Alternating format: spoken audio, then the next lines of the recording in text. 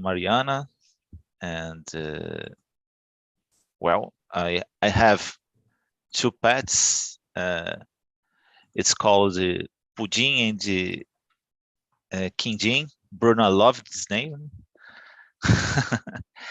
And I don't know. I'm happy because I'm come back to study English. Is so necessary. So I think is important thing. That's all. Right. I like pets with food name names. Like my dog, the name is his name is Farofa.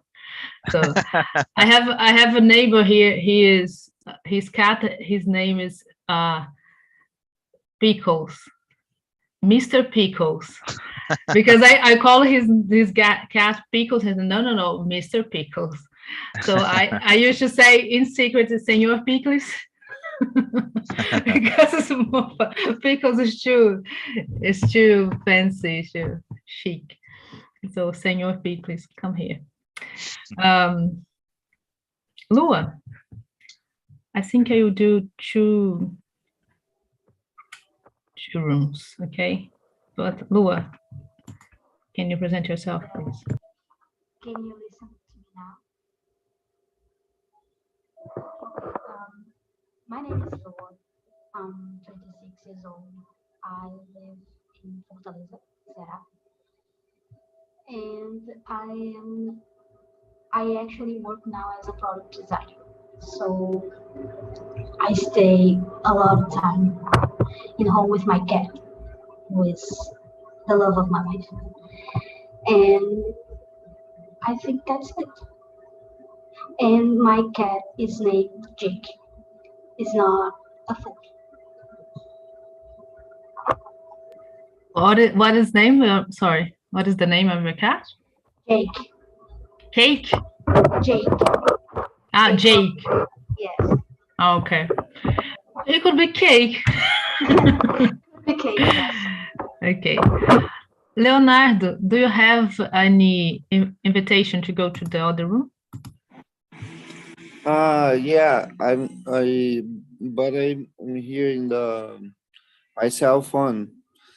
I didn't accept here because I was answering you. I was talking when I decided to unmute my cell phone to talk to you right now.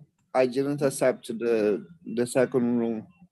Okay, that I will put you there again. Just give me a minute.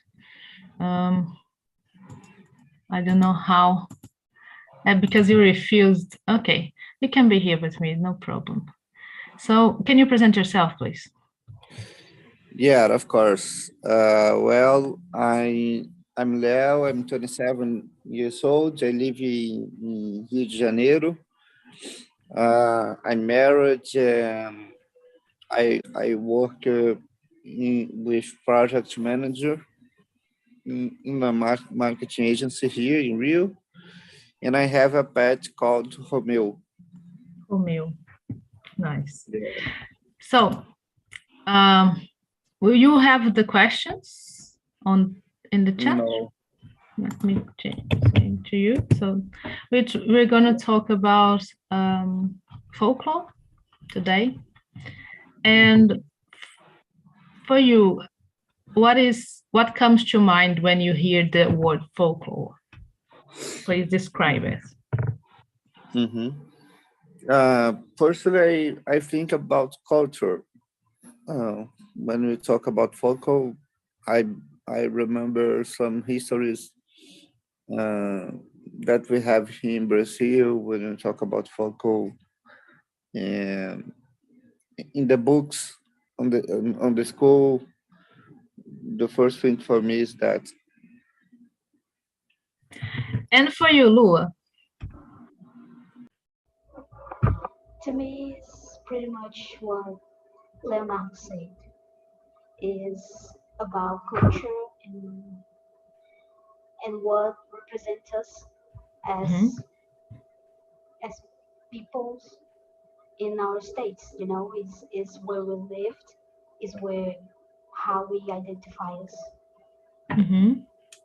and I think that's So, I didn't present myself, I forgot.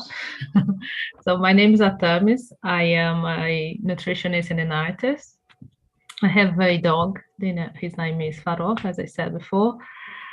And I am married, so I think that's the most important things about me right now. And let's go to the second question. Is maintaining a cultural identity important? Or should we all try to become on one global culture? Lua. And I why? think- okay. I think that big global is important because all the time we already had that connections with other cultures in TV shows, in films. So it's important to understand that. But also it's important to us maintain our culture because as I said before, that defines us. That that gives us some different identities that we can identify from as to other people too. I mean, I know that someone is from Rio, as example, because I've been there. I know their cultures a little, and that's cool. You know, you identify another person from their culture. I think that's pretty nice to see. That's a great answer. Yeah, I agree with you 100%. Leonardo, and for you? Yeah, I think that we have to try to maintain our culture as much as we can because we are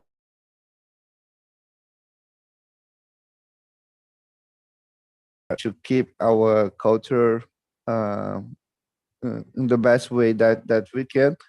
But in the other hand, I also think that a globally culture or exchanging experience with other culture is also important for us. Um, we have a lot of reference from United States cinema, Europe foods, Asian um, Asian animes, for example, and cinema and Asian games, especially. And then I think that we can enjoy the best part of each culture, but without losing our essence. Yeah, for me that is it. Yeah, like you're saying something like exchange culture, but without like giving away your own culture. Like Mhm. it's a kind of enrichment. Like you get things from it is. I agree with you all. I think it is happening all the time, not just by media, but since ever. Like the food you have in Brazil is a mix from many cultures, indigenous culture, Black culture, European culture, Asian culture. So that's me, and that's make us unique somehow. Like Brazilian food is unique, even with a lot of how can I say, things from other cultures. Like it is very interesting how we can get things from others and give things from others without losing our own culture and identity. Yeah, I'm fascinated for Japanese food. Then I'm enjoying a culture outside Brazil, but I'm also fascinated for soccer players. That's a Brazilian culture, carnival and other things that we have here. Then for me, this is the amazing side of this exchanging experience. Yeah, like football is a very Brazilian thing. Brazil is known by the football, but football is an English thing. So it's interesting. It started here in England and then spread to the world. And it's amazing how we can change the things and use the things and be part of our own culture. So let's go. Number 3, how much folklore is transmitted through the schools? You guys said about schools and like we learned a lot of things about folklore there in Brazil, pretty much. And do you think schools should make a point of transmitting folklore, or that's responsibility of each family? Lua, what do you think? School has a very important part in transmitting folklore. I mean, as I can remember, I always had that São João holidays, you know, and that's very from Nordeste. That's really important to keep that because as kids we spend a lot of time in school and we have to be that contact that too. And but I think that we should study our culture, local culture more in school. I mean, I only had Ceará history just in, I don't know how to say, like first year, second year, third year, the last 3 years, you know. And it would be more important to study that earlier in an easy way so we can be complex along of the years. That's interesting because it's like I think it is important. I think they should, but at the school should transmit it, sorry. But I think sometimes they transmit in a way, in my experience, that we don't know the real culture. For example, about the indigenous peoples in Brazil. They transmitted something like they are savage, wild, and not like peoples, like with their culture and how that influenced our life. So it's interesting, but I think they should transmit it in the right way. I agree with you when you said that way. Like in that specific kind of people was important to us. But as an example, we had here a very strong group of people called Cangaço, and we pretty much don't know about it.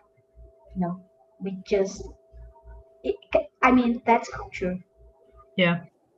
But they were mean, yes, a lot of mean. And that's important to know that too, because people think they were like justice. Heroes. Heroes, like the justice. And there wasn't, you know, they was mean. And just a few people knows that. So that must be teaching, you know. Yeah, not because that's it. That's what I'm saying. Sometimes history becomes folklore and loses that purpose and the meaning. Yes. You know? Yeah. That's it. Exactly. And for you, Leonardo? Good. I believe the best way to teach and to talk about folklore can be inside of the schools, because the teachers, I believe they have more knowledge about the issue to spread and to talk better than the parents, for example, about our culture. Because, for example, when we talk about some examples of folklore, I remember a lot of them, but I don't have the all of details, because I'm not studying these anymore. but the teacher of, for example, literacy, literatura, I don't know how can I say, or history, uh, they can remember, and they can build a storytelling better than us, or better than our parents, for example. That's why for me this kind of issue can be teacher better inside of the schools than inside of the families. Yeah, I agree again, but for example, some families, they are from other countries, for example, and the only way to transmit their culture and their folklore is inside the family to Mhm. keep their identity. So I think every case is one different, but in general, I do agree when you're talking about one homogeneous culture. But like in Brazil, we have people from many from Italy, from Germany, from Japan. So how the schools there can transmit their folklore or history. Yeah, and And of course, in this situation, that's become more complicated. yeah, so I think it is two parts. So there's a balance, of course. Okay. Next question. Can you think? No, let me get another one. Can folklore be harmful for the society, and how? Ooh. I cannot think one argument to say that. I think that maybe just benefit for people, for who lives that. Mm-hmm. You said something about the cangaço and how people see them. And do you think it is harmful, or it's like, or is benefic to the society? I don't think that's harmful, and I don't think that's benefic as well. I just think that they're more like legends, Mm-hmm. you know. Mm-hmm. I mean, I never saw anyone there pretending to be a cangaceiro, so Mm-hmm. that's not harmful. But they have that idea in their minds that they were No. good. It's just an idea, just a legend that I think that was important to work on it. Mm-hmm. Like, come on, guys, there was not good guys, you know, and I think that's not harmful. Yeah, interesting. Yeah.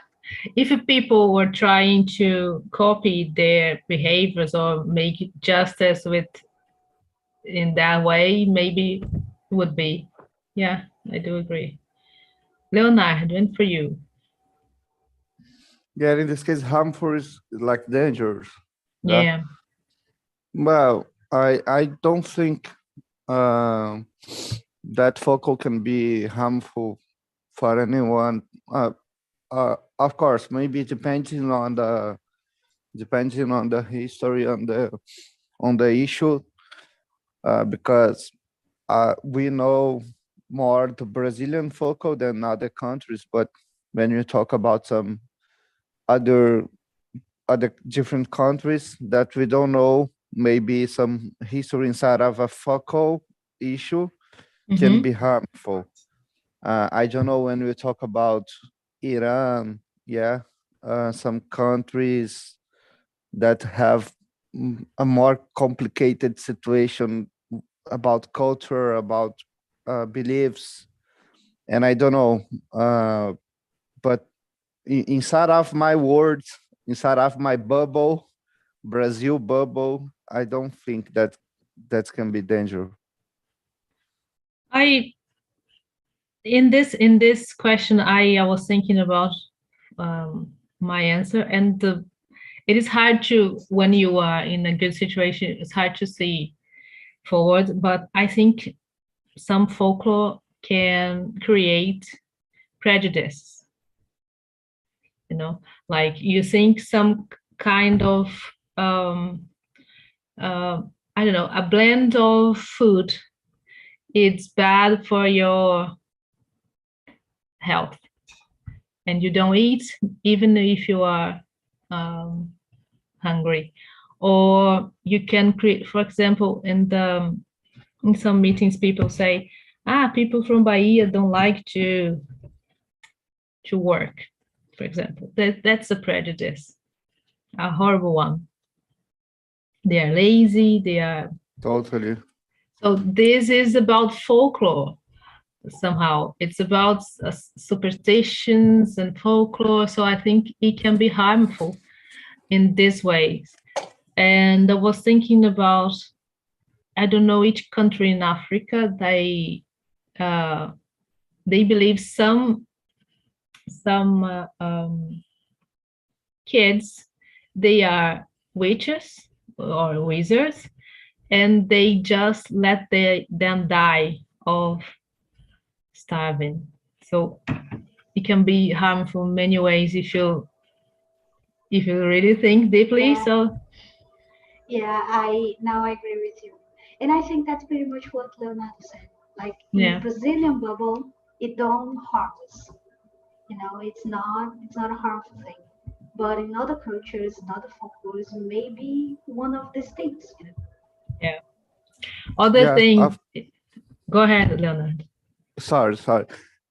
No, I just would say that just look to Afghanistan, because we just know about Afghanistan when we look to the media, when we look to the news, and then that's the way that we've heard about Taliban and other bad organizations inside of this country. For us, maybe Taliban, it's a kind of terrorist organization. But if you live there, in Afghanistan, and have some friends, or some family who maybe is part of Afghanistan, you can hear a lot of things about their culture, and for them this is culture. For us, this is a crime. For us, this is a big problem. Depends on what they do. For example, the way that they think about the women, about because women cannot go to the school without blocking their face, or women cannot work, just the man's. That for us, that's a big problem, and for us this is not culture. For us this is a kind of crime in Brazil, but for them, we don't know what they think, if this is a kind of focal, a kind of culture in Taliban, for example. That's very crazy. It is crazy because when you are inside some culture, you see in a different way. Like we are Occidental, so from the East, from the East, from the West, we look to the East with the foreign eyes. So it's not like, you see, that's not right, because I've learned in another way. Something is like universal. Is not right anywhere. Like, yeah, of course. Some things are just not, it's against humanity. So many things, it is crime, even if it is inside your culture, it is still a crime or harmful or anything. But yeah, it's a good point. It's complicated to talk about cultures because we see from our point of view, and there are many different ways. Like, for example, in England, people used to eat, it's not everyday breakfast, but like eat like beans with tomato sauce and the bacon, black pudding, chips. What else? Toast, mushroom, tomatoes, or like baked tomatoes in the breakfast. For me, it's like this is more than a dinner. It is too much. It's like you see that it's unbelievable. So for me, breakfast is for coffee, bread, butter. Yeah. That's it. Sometimes you can like a piece of cake or something like that, but British people eat beans in breakfast. That's too much for me. with the toast but the beans it's like tin beans, what cooked with tomato sauce, and it is sweet. Yeah, and I don't also like- the American culture about food is very complicated in the breakfast. For example, bacon plus eggs plus hamburger plus eats and other things. Yeah. In the morning is very You complicated. you look that and said, "I will have a heart attack right now just of looking." Oh yeah. So let's keep going here. Let's see one. And also China, because in my university, I knew a friend today. It's a big friend. He's Chinese, and in his culture, they eat insects. Yeah. And it's like it's a good source of protein, but I cannot. This is not beautiful. And for China, I don't know if Chinese, but many Asian cultures eat things like cheese. It's completely wrong. They don't eat. Yeah. So it's like my friend eats. My friend eat. I don't know how can I say in English. Barata. He eats, but I've never seen he eats in front of mine. Cockroach. No, it's too much. It's too much.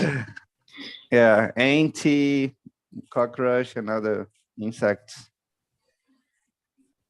Okay, so number 8. How important do you think folklore is in defining cultural identity? If it is very important when you see, for example, people with costumes dancing. I'm being very, I'm being very, how can I say, graphic.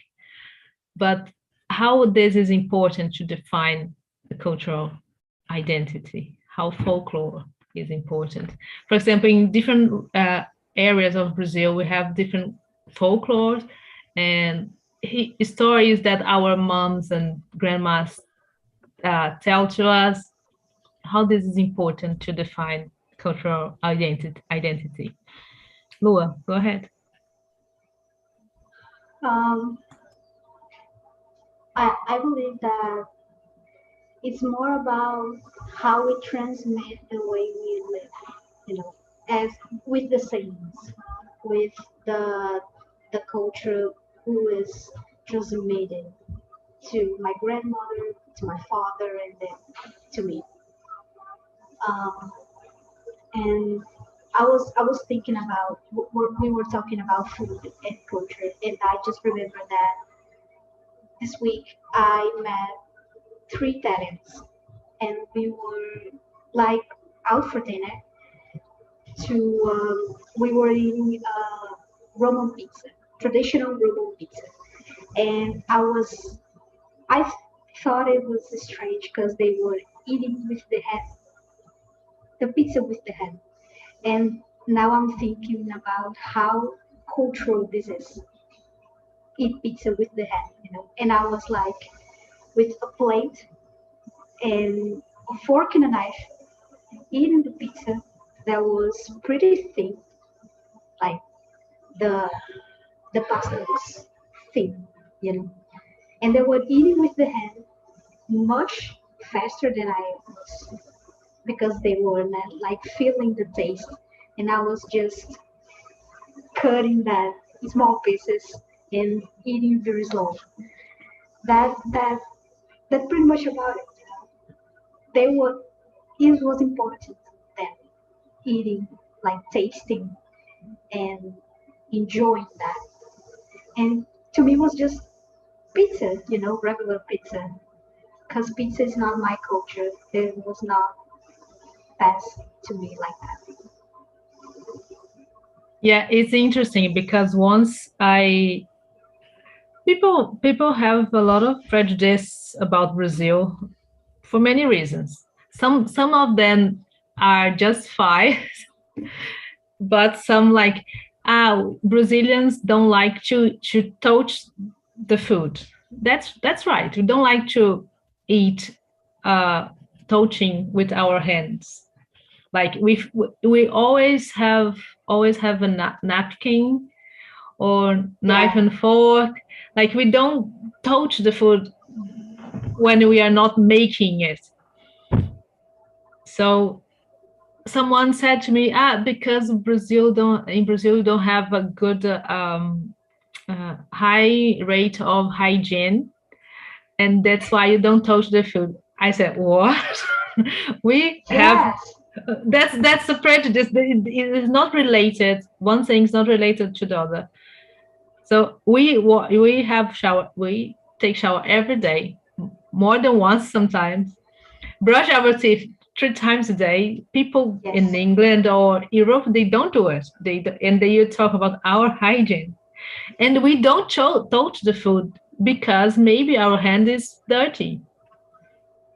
That's why, and it's our point. Our another point of our how higher our hygiene is.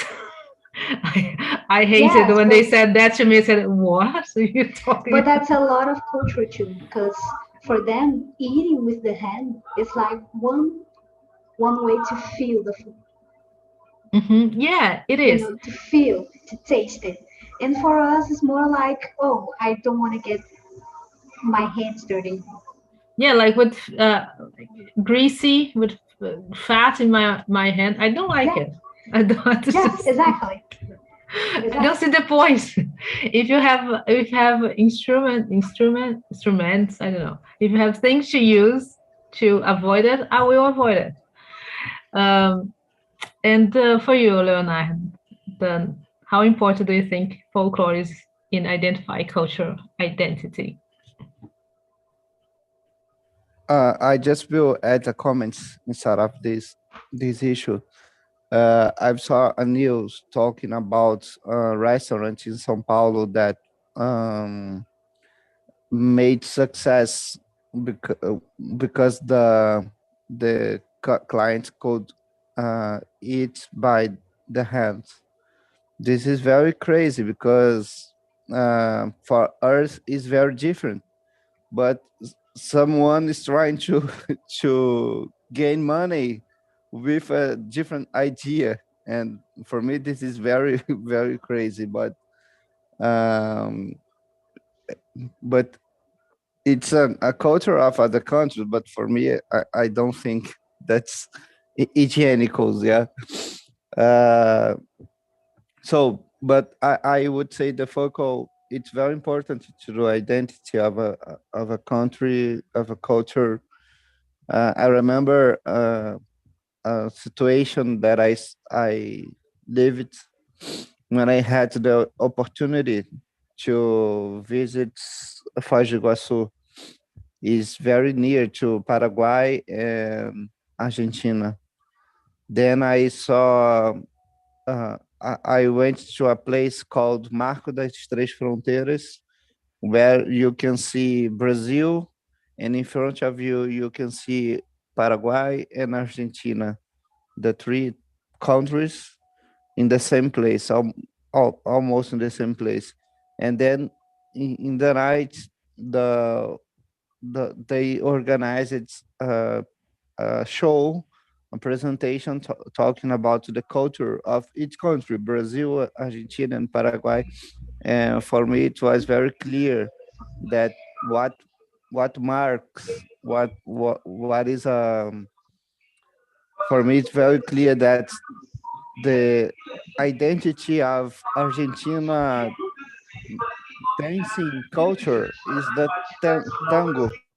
Yeah, it's tango, where Paraguay's other dancing that I forgot the name. In Brazil, they talk so much about samba, and that's a way to build an identity to a culture, and this is in some way this builds our identity as a citizens too.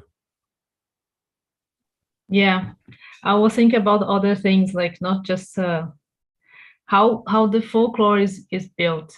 Like when someone says, for example, I think many stories start when they want to keep our families want to keep us inside the house. For example, during the night they say there's I don't know, a demon outside after midnight, so you can go out. And then in small cities, in Minas Gerais, my state, people don't live.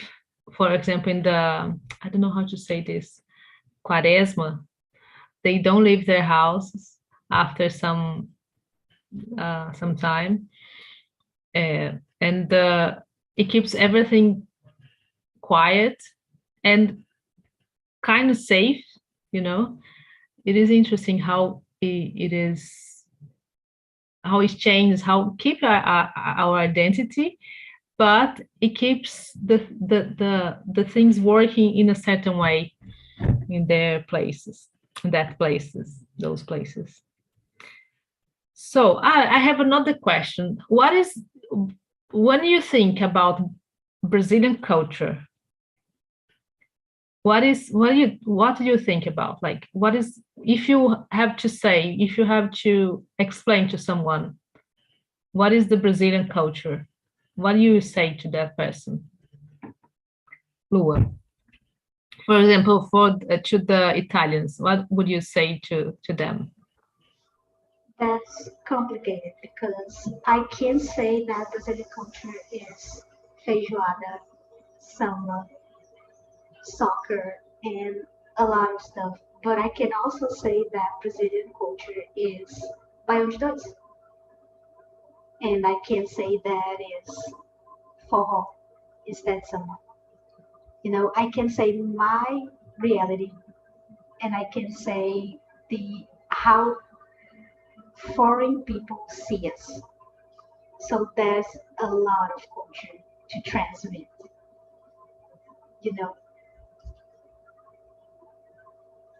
Because feijoada, samba, carnival, what else? Football, everything it is right. That is Brazil as well. But not just Brazil is too big. Brazil is too diverse and rich. It is impossible. But you said about your reality. I always talk about pão de queijo. You have to try pão de queijo because I am mineira, so I cannot not say that. Yes. And as well, I will always say to people, taste mandioca fried instead French fries. Yeah, me too. Because we have chips everywhere. You can, in England, it's a big thing, for example. In France, you can buy chips or French fries anyway. It doesn't matter the name. Everywhere. But mandioca frita, not everywhere. It's something that you just find the way it is, like we know in Brazil. Yeah. You can go to another country and you can order that in a restaurant. Would be different because it's their way to eat mandioca. Yeah. I only tried once here and I was so disappointed because it wasn't sequinha. I don't know. I don't have an English word to say this, like crunchy, and it was soft, and I didn't like. Maybe they was boiled before fried. Yeah, but It's the right way, but yeah, you have to be very specific way to make them crunch. it was too soft, and when they fried, it was like thin layer crunch, but and inside it was almost a soup. I don't know how to describe, but it was That's wrong. that's completely wrong. And it was very disappointing, very disappointing. And you, Leonard, how would you, if you meet a foreign today, and he asked about Brazilian culture, what you will present to him or her? Yeah, like Lua said, Brazil, it's a continental culture. We have a lot of different cultures and folklores inside of our own country.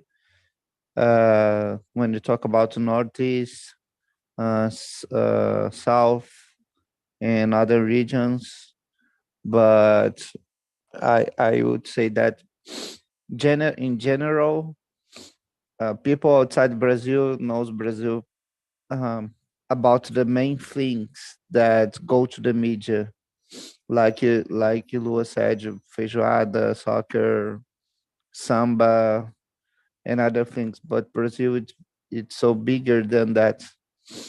We have the Indians in Amazonia, and we have the Northeast culture, Bahia. We have a lot. Minas Gerais. When you go to Minas Gerais, we have lots of different things in Minas Gerais compared to Rio, and it's so near, so near. We can go. I can go there. It's almost 7 hours by car, and in 7 hours by car of distance, we have a lot of different kind of identity, cultural identity in Minas Gerais. Then for me, that's the amazing thing in Brazil, and we are very diverse.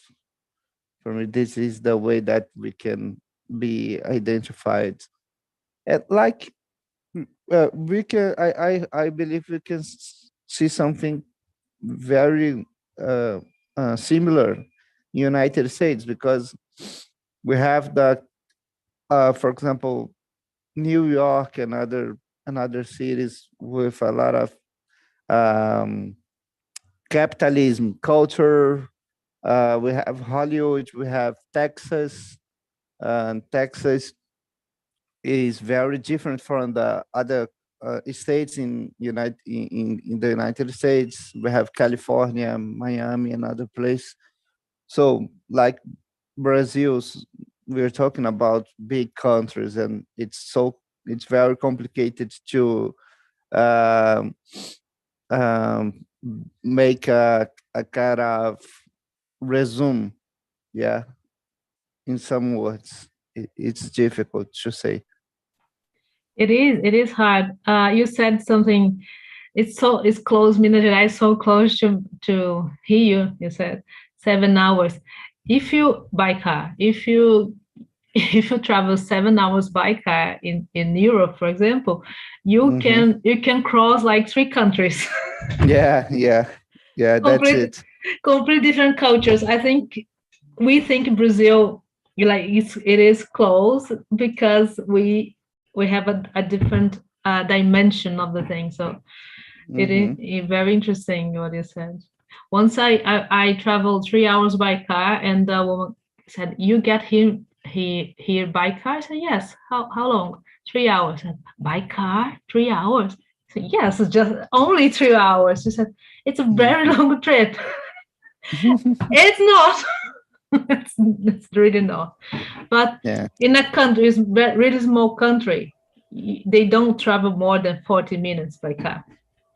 In Brazil, you travel 3 hours and Some 2 states, days by car sometimes. like in some states, you still inside that state. You know, to go Exactly. to a beach is 3 hours to go to the beach. Yeah. To go to the beach from my city in Minas to, I don't know, the closest beach is like 4 or 5 hours. So I could go to Ireland in this same period of time. So Ricardo, how was this conversation for you? You're muted. Your microphone is muted. There you go. Sorry, I forgot when the room is break. Is the mute is enable automatically. Well, the conversation was nice. This topic normally this topic is not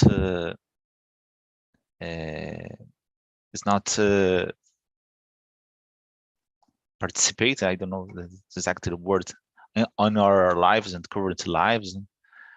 More is more it's made of part of the kids because of the schools and. But I think it's important because I think it's the start of your country. So I think it's important to talk and participate from parties, and I think it's important you know you receive information from other countries like Halloween, or I don't know, there are a lot of cultural parties, but I think it's the first place, the first of all is necessary to learn regarding your own culture. I think. Yeah, we were discussing here about if you meet a foreigner today, how would you describe Brazil? Like culture and folklore. What would you present to that person? What would you, Ricardo, like? For example, I am from Mongolia, and you have to present to me the Brazilian culture. What would you say to me? Brazil is this, the food is, what would you say?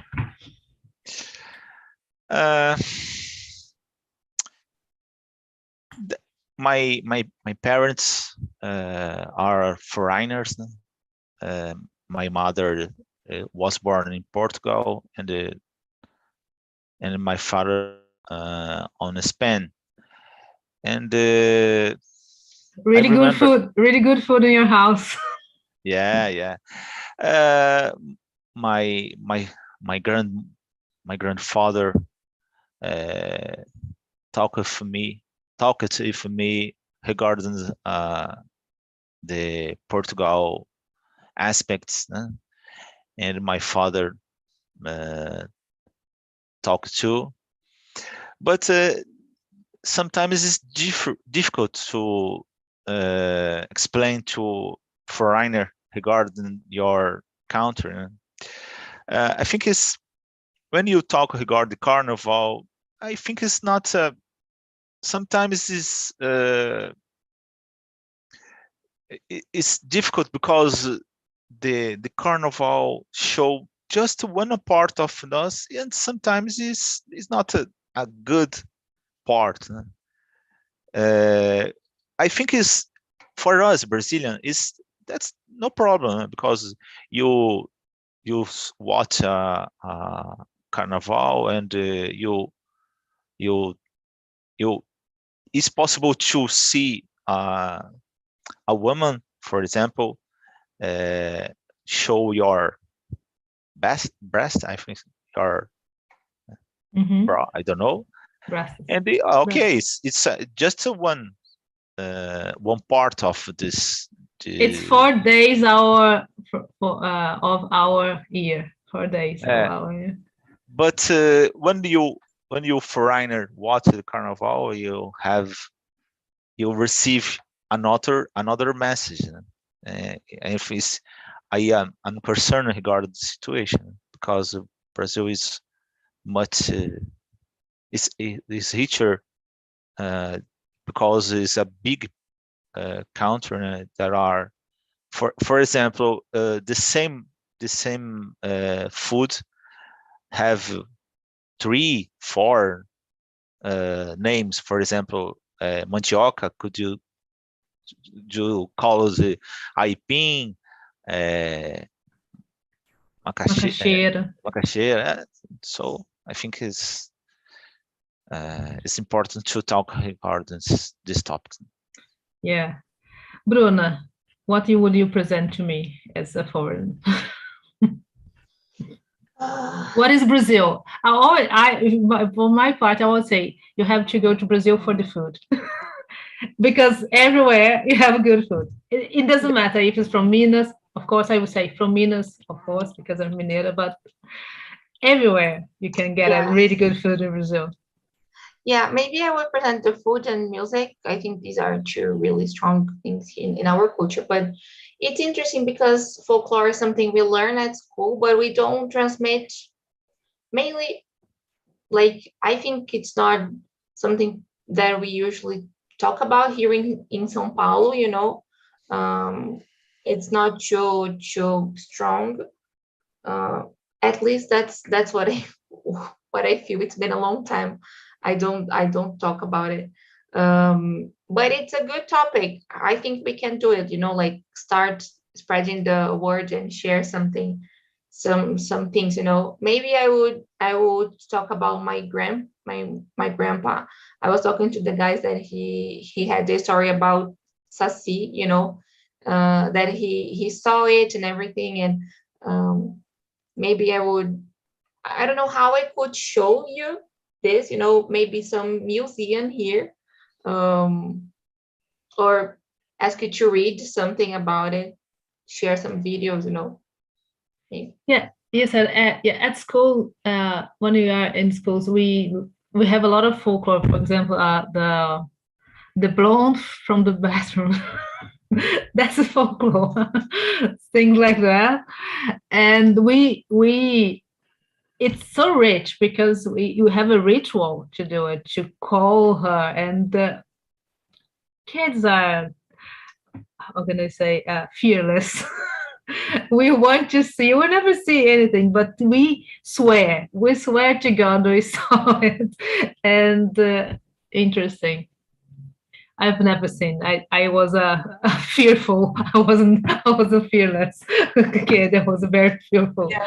I'm still. I hate things like ghosts, spirits. I don't go. I don't want to know. I don't want to see. I don't want to hear. I'm good here. Jefferson, and what you would say about the Brazilian culture to a foreigner? I think it's the friendly people of the world come to here. That's right. In just 5 minutes, we can drink beer to talk about our lives, to talk about the world, and to eat the best foods of the world. To eat rapadura with garapa, jabuticaba, pastel, and something like this. The best food of the world. Pastel, caldo de cana. Caldo de cana, yeah. I think this is the best of the world. We're friendly, very politely. We are not cold, Yeah, like the other countries. That's the thing I missed a lot, because people, I thought they were rude at first, but they are just dry, crispy. I would say the way they say is crispy, like it's direct. In Brazil, we are friendly, as I said. We are warm. We embrace people in a different way. So people don't touch, people don't be very close, and they like, in England, they like to drink a lot.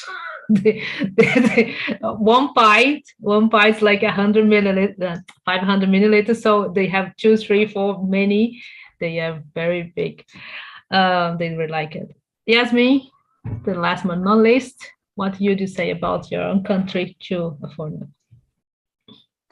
I think I would like say about the food too, but like Festa Junina food, that is my favorite one.